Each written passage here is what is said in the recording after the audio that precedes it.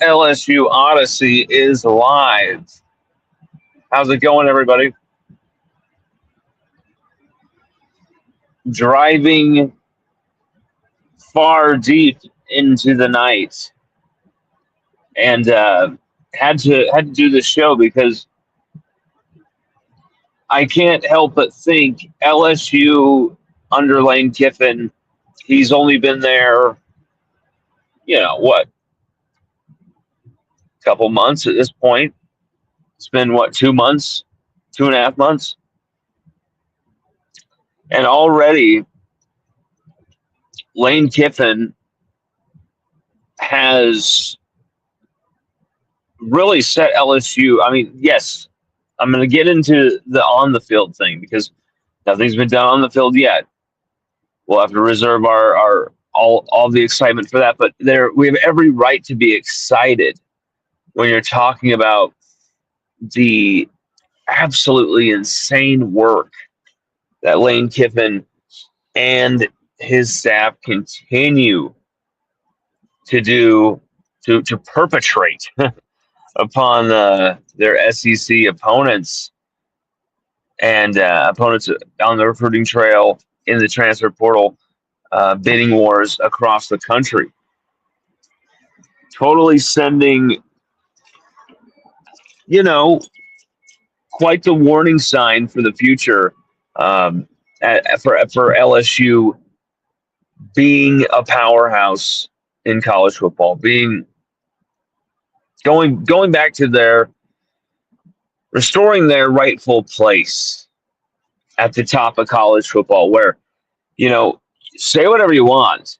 This is the program that was still is second only to Alabama as far as championships won in this century. And they did it in illustrious, epic, record-breaking fashion in multiple seasons. And yes, there was the missing, the big missed chance in 2011. LSU have had a lot of hot and cold seasons. Can you call LSU a blue blood? Not quite. I don't think by like the letter of the law, but in my mind, they've always been that. That's why they became my team. But I guess in the snooty elitist eye, LSU aren't a blue blood, or at least considered one. But man, if the vibes Lane Kiffin are putting, let me say that again. If the vibes Lane Kiffin is putting out,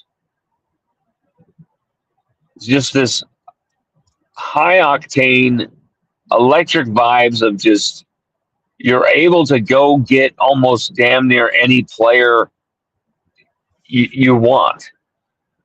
The checkbook seems infinite. But not only that, the swagger. And then some type of enthusiasm, some type of footballing direction as well. It's not just politics and come join our team, or well, yada, yada, yada. Or, hey, I'm the Wizard of Oz, just deal with the position coach. I'm not even going to get to know you or know your name. Instead, you have multiple layers to this, all in a really good shape so far, from GM Billy Glasscock with the NIL stuff to the position coaches that not only Kiffin went out, hired, brought on from his Ole Miss staff, or retained from LSU, the existing staff, which, I mean, when Kiffin was first hired, you're thinking, sadly, bye-bye to Blake Baker and Corey Raymond. But then it was like, I said it over and over. The people who listen or read our stuff every day will know this. So we were saying, I don't care if it's a pipe dream, you have to keep Blake Baker. You have to keep Corey Raymond, of course. And, man, huge wins that Kiffin retained the right pieces to the staff, as well as, adding and upgrading in some other areas. But what Kiffin is putting together right now, and we're going to get into what it will take on the field in a second, but we need to bask in the excitement and what the accomplishment of the hard work here by Kiffin and company with this LSU staff that has been put in here, building, piecing, surgically tying this roster together piece by piece from across the country. You just saw LSU getting a JUCO offensive lineman as well, which is like, yes, damn, hell yes, because I'm seriously saying we need to add more offensive linemen. Boom, there you go again. And that's the thing. Kiffin understands what Brian Kelly, over 4 years at LSU, and I guess what was it, 40 years, he always said, 40 years I've been doing this. I know a thing or two about offensive line. This offensive line is going to be very good. And then they end up being one of the worst offensive lines we've seen in LSU history. And, something Brian Kelly never understood was physicality.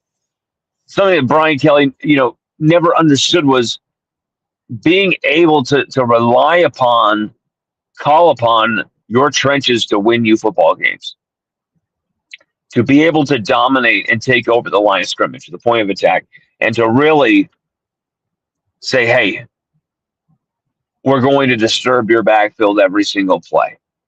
Hey, we're going to stuff the run as much as we can. It doesn't matter how good that running back is. Or, hey, it is going to be a fight. It is going to be a fucking brawl every time in those trenches. And watching LSU the last 2 years of the Orgeron era, watching LSU throughout most of the Kelly era, I mean, there's some great individual efforts here and there. Mekhi Wingo was an All-American. B.J. Ojulari had some moments. Braden Swinson had the most sacks in a single season of any LSU Tiger since Arden Key. Will Campbell, Emory Jones, highly touted and all that stuff. And that offensive line were unbelievable at pass blocking. But as far as physically dominating the opponent, asserting the Tigers' will upon an opponent, LSU hasn't done that since 2019. And I will argue this, because I've watched those 2019 games like religiously. I will argue this. I think that 2019 offensive line, Joe Moore award-winning offensive line, right? This is why sometimes I think the awards season can be a little, fart in the wind, kind of a politics thing. But even though that offensive line won the Joe Moore Award, and even though they have absolute studs all over that offensive line, every one of those guys, really, maybe Austin Deculus, maybe he hasn't exactly fulfilled, but most of these guys have been more than adequate in their NFL careers as well. Hey, that offensive line, man, without the speed of and moves of Clyde Edwards-Helaire to make someone miss in the backfield, with arms flying in at his legs, key block is missed, and he makes some crazy spin move. Without Joe Burrow and his elusive, ridiculous nature to avoid pressure, that offensive line maybe loses LSU a game or two. And maybe we still get in the playoff with 2 losses that season. We probably would have deserved to anyway. And maybe it doesn't matter and we win it anyway. But I really do think, though, the talent of that team made that 2019 offensive line look a lot better than it actually was. There's so many times you go back and watch, not just on the highlights, the Heisman plays, but so many plays where Joe Burrow is evading some crazy hit that just is just going to the guys are just going to drill Joe Burrow. And somehow he sees him, makes some crazy move, Houdini move, gets out of the gets on the run, either runs for the first down, gets out of bounds, or takes some crazy hit to get the first down, or goes downfield and throws some crazy Doug Flutie type God pass. And that's kind of what I saw from that 2019 offensive line. So you could say that for even further back, maybe even that 2011, 2012, 2013 era was the last time the LSU had an offensive line and a defensive line that could assert their wills and dominate games for 4 quarters.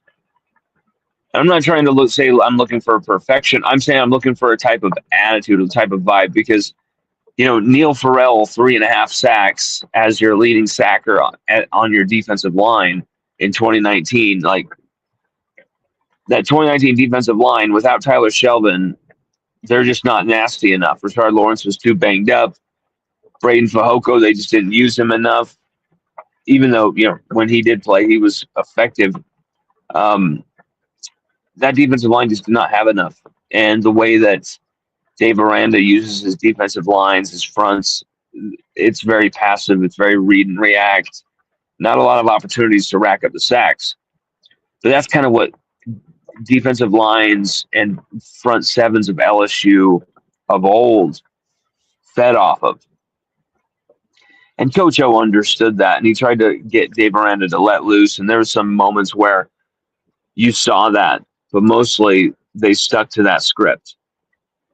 So Coach O desperately wanted to go in that direction, go back to the trenches, all this kind of talk about defensive line and all this stuff. And we need to, go back to not having 3 defensive line, but we're going to go back to the 4-3, and a big deal about going back to the 4-3, and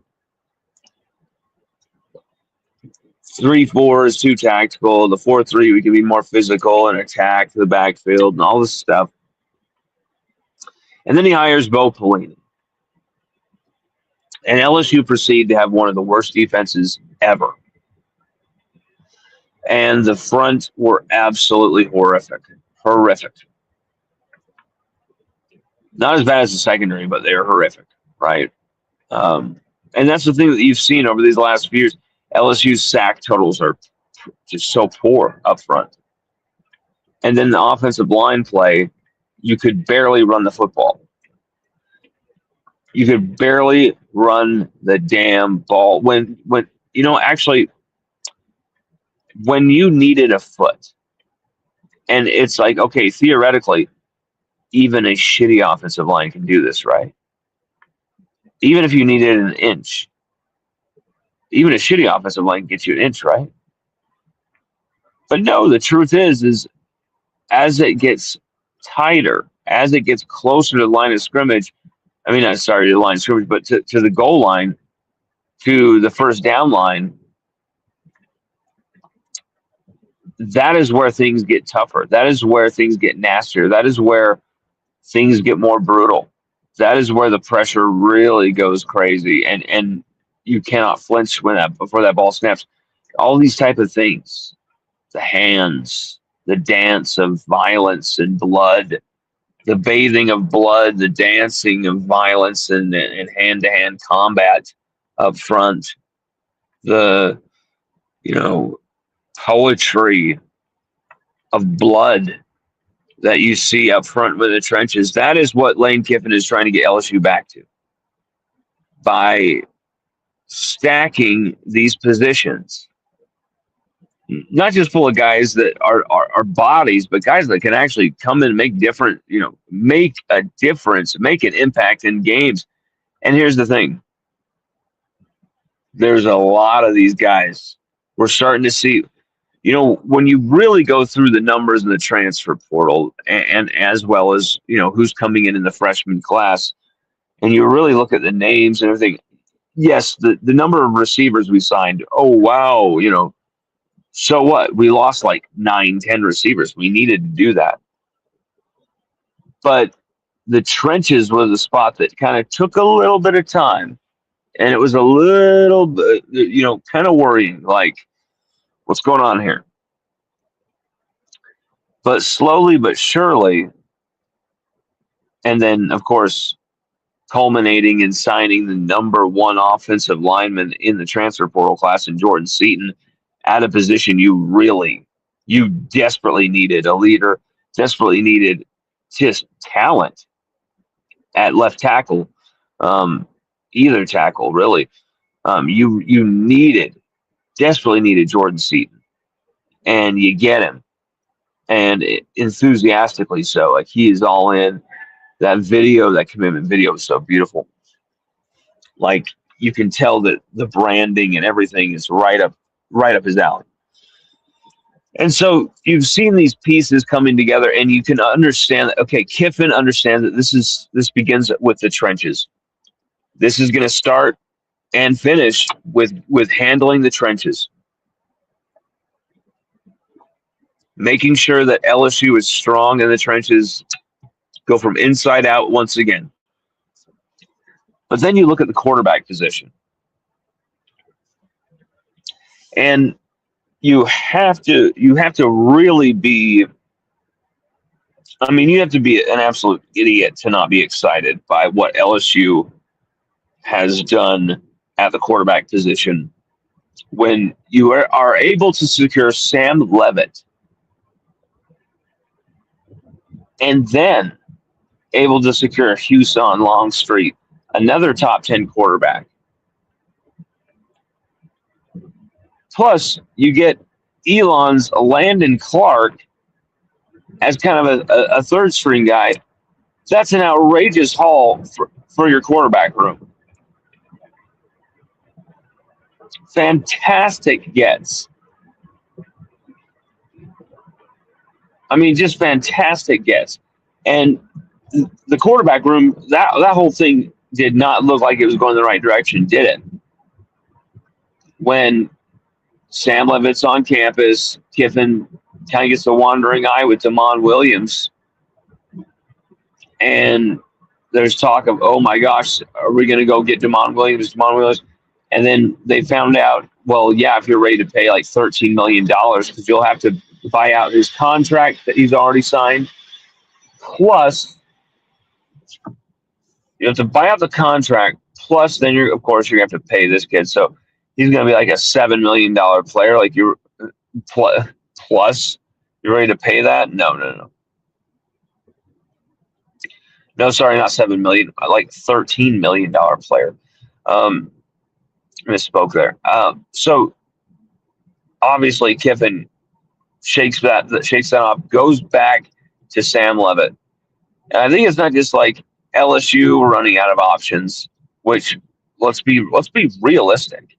LSU, it was, I can't remember who gave this great analogy, but they said it was like musical chairs, and that everyone else is getting their quarterback except for LSU.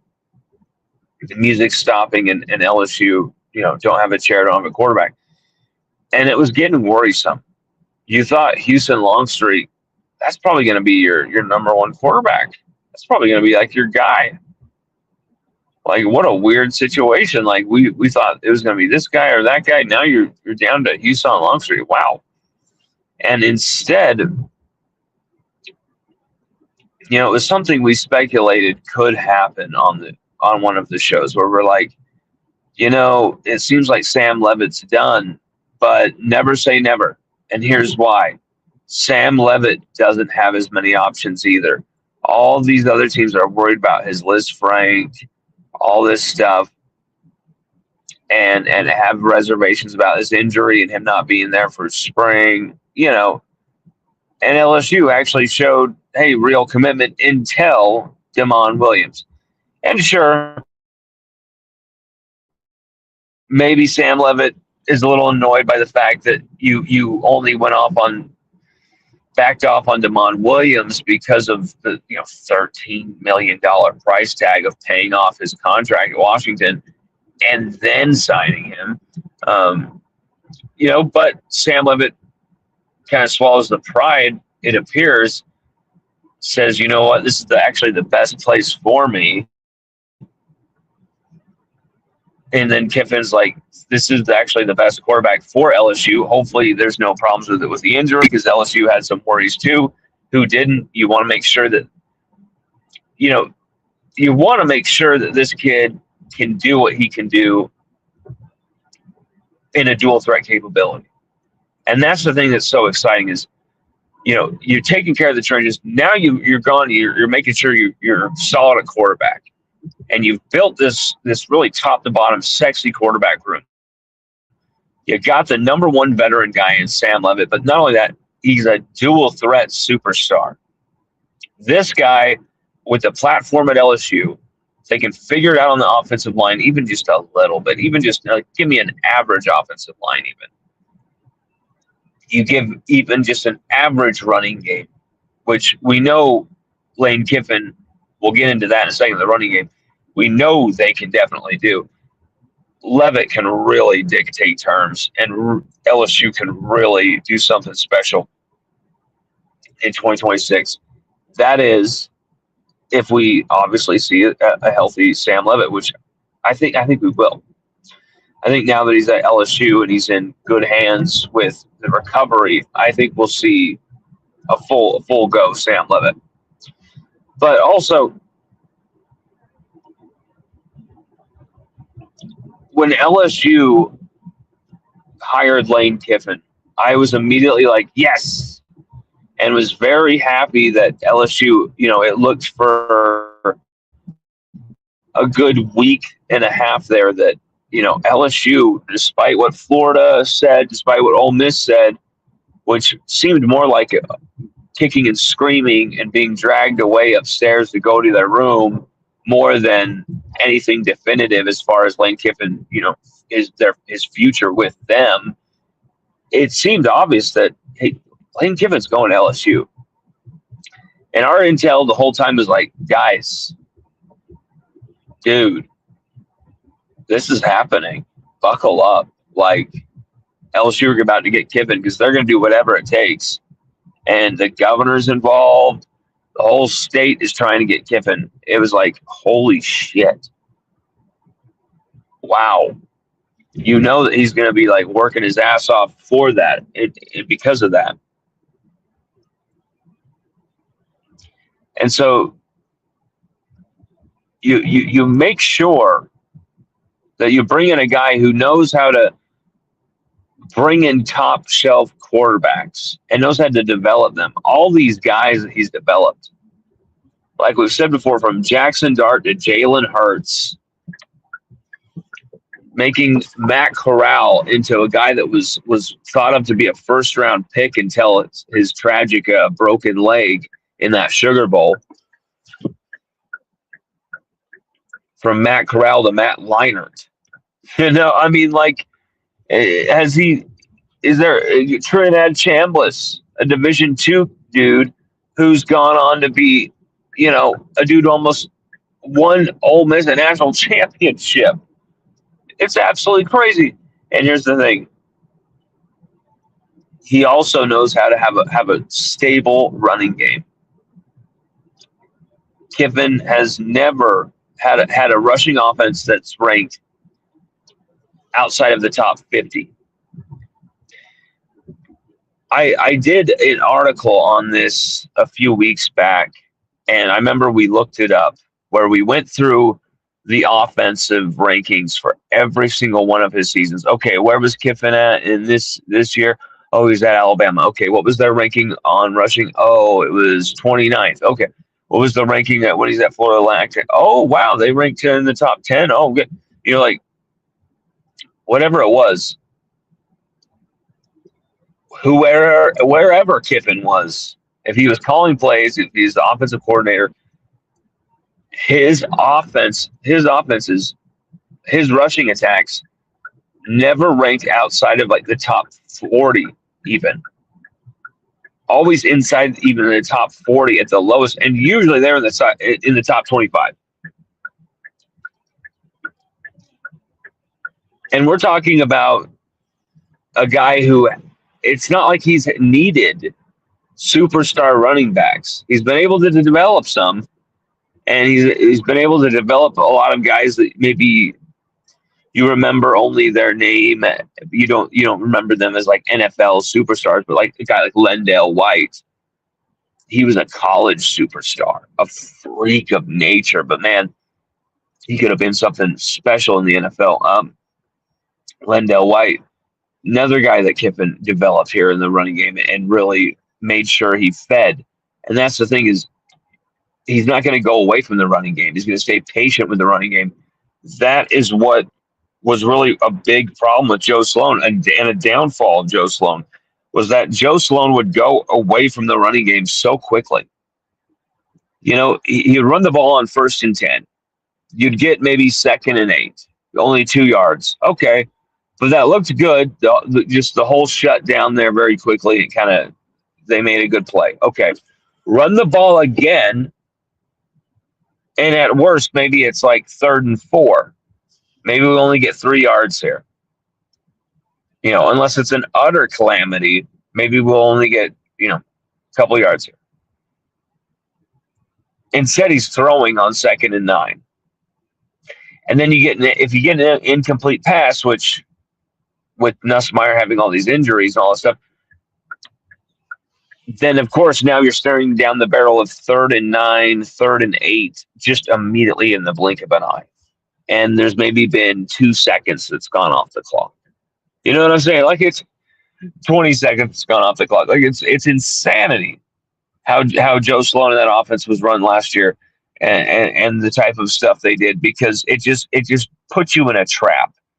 It didn't allow LSU to control games, even with a phenomenal defense, a defense that could have won you games to the point where you could have won a national championship last season.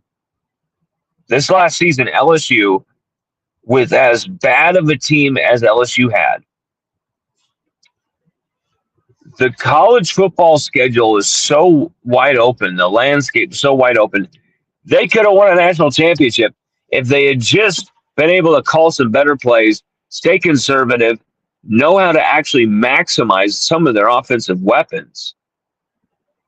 But of course, this is all predicated on being able to run the football and not have an injured quarterback who's so savage with injuries and having guys in the decision-making positions who can actually handle, process, and be able to execute those decisions at the right time. LSU did not have the staff or the roster to make that happen. Not even close. But the opportunity was there. You let Indiana win a national championship. You let Michigan in 2023 win a national championship because of the Matt House absolute defense of hellish nightmares and atrocity. But you see what Kiffin is building. It's fundamentally based where it's like running the football, a dual threat quarterback, trying to be strong in the trenches.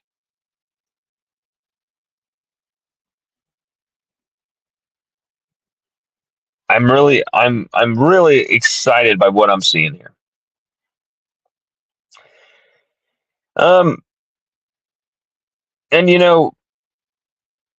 another thing here is they've just kept this momentum going of it's the portal king, the portal king, the portal king. And all he can do is be a portal king. Nothing else, just portal king, portal king, portal king. Well, now Lane Kiffin is he's just killing it on the recruiting trail because he's able to maintain and keep these guys like Lamar Brown, all those 5-star defensive linemen. He's able to keep them in the class. And then going forward, Jaden Bryant, number 1 defensive lineman you're keeping him. He's committed. He just barely visited. He's loving what he sees in Kiffin. Peyton Houston, quarterback of the future. These are two guys who committed under Kelly. And Kiffin comes in and you're expecting a ton of turnover, right? Oh well, just that's just what happens even when it's a good coach. It's still a new coach, not who they signed it for. See ya. That's how attractive the plan Kiffin has for the future of LSU. And that's how dominant LSU have been from an NIL standpoint, from a branding standpoint. And now it's time, you've also been dominant from a transfer portal standpoint finally. Like, activating all of this, the donors, the oil, the chemical, and the gas companies behind LSU football for once. I should say for first time in a while. And you activate the fan base, enthusiasm, all this stuff. Now you've got to take it to the field. Now 2026 LSU have to produce in year one. What does that mean?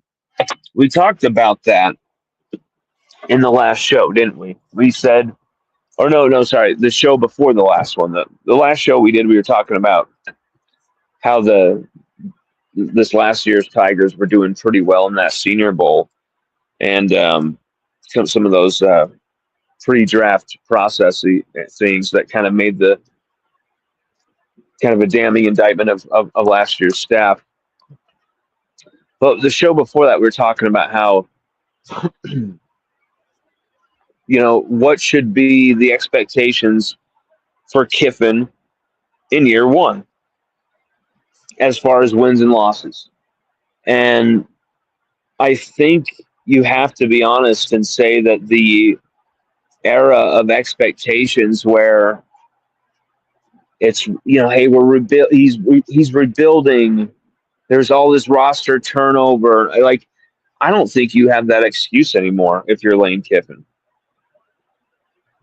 I don't think you have that excuse anymore if you're this staff. I think you are in a moment where you have the goods where you need to win now.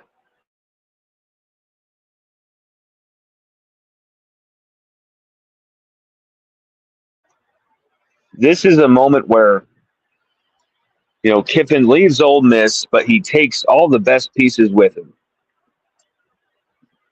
He comes to LSU. He keeps all the best pieces at LSU. Maybe there's one or two guys you wish you'd kept, right? But all in all, you kept the right pieces. He adds all the best pieces from the transfer portal. All the right guys in all the right spots that you needed. You've upgraded in spots. You retained the right guys, a Trey'Dez Green, a Deshaun Spears, a Harlem Berry. You even convinced Caden Durham to take his name out of the portal. Jordan Seaton really solidifying things at left tackle. You continue to add depth at offensive line as well with a JUCO offensive lineman recently. The wide receiving room has just a varied, long skill set of differing profiles, guys with SEC background too. Not a lot of guys who've been productive as well. I mean, Jackson Harris, almost 1,000 yards.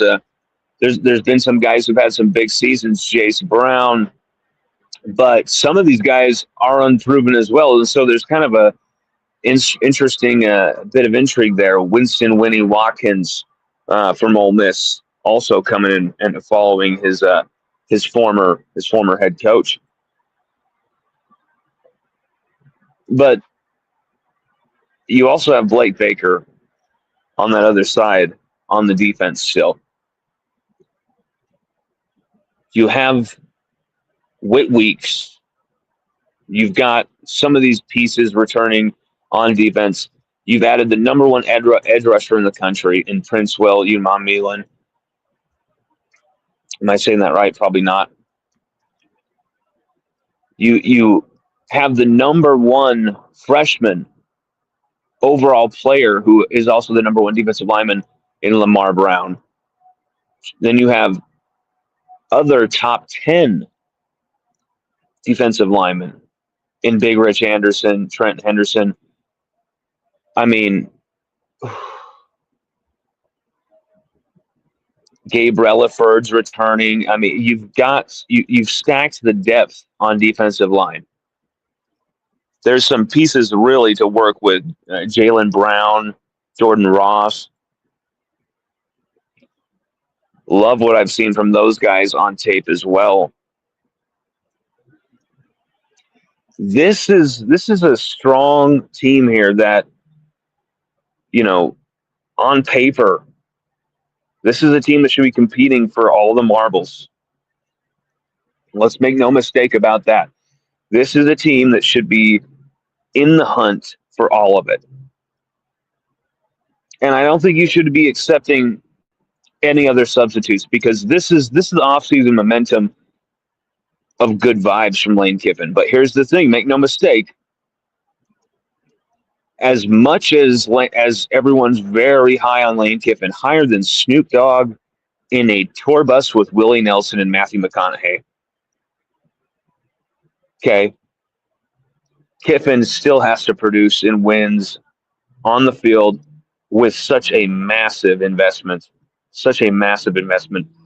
Will those donors continue to pay it forward if LSU go 8-4 and we lose some really shameful defeats?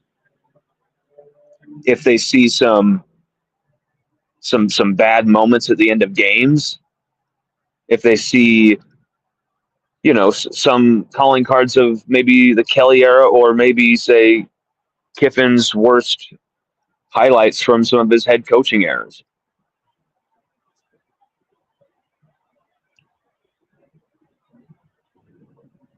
Because here's the thing, it's not going to be just, go in there and Kiffin's going to have an undefeated national championship team year one. There will be attrition. There will be defeats.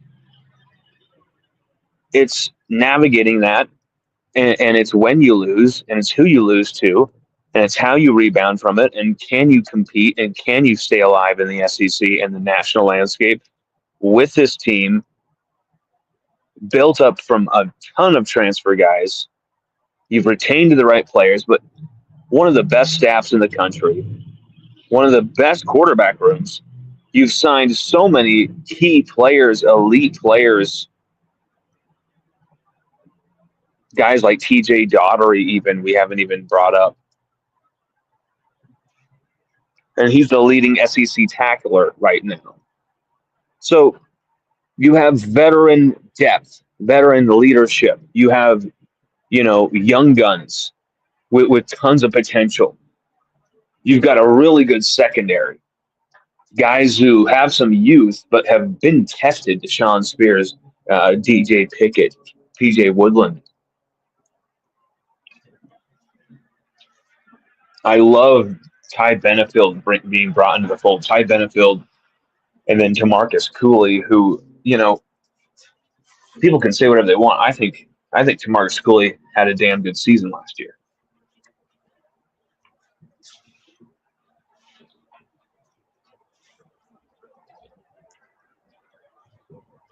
So you put all these pieces together, this should be a team that contends. Absolutely no questions about it. But here's another thing, though. It's going to take strong key preparation throughout the spring and fall. You have to have Sam Leavitt be there at least by summer workouts. Hopefully, it's a big deal. You can't go through fall camp wondering if your quarterback is going to be there for the season opener with Clemson coming into town. But from what I'm hearing, we shouldn't have to worry about that. Things are looking up for Sam Leavitt. We will be bringing you more information and news on that tomorrow, because we've got some good news about that. Everybody, Thank you for listening, and go Tigers, everybody. This is LSU Odyssey Live. We love y'all. Peace.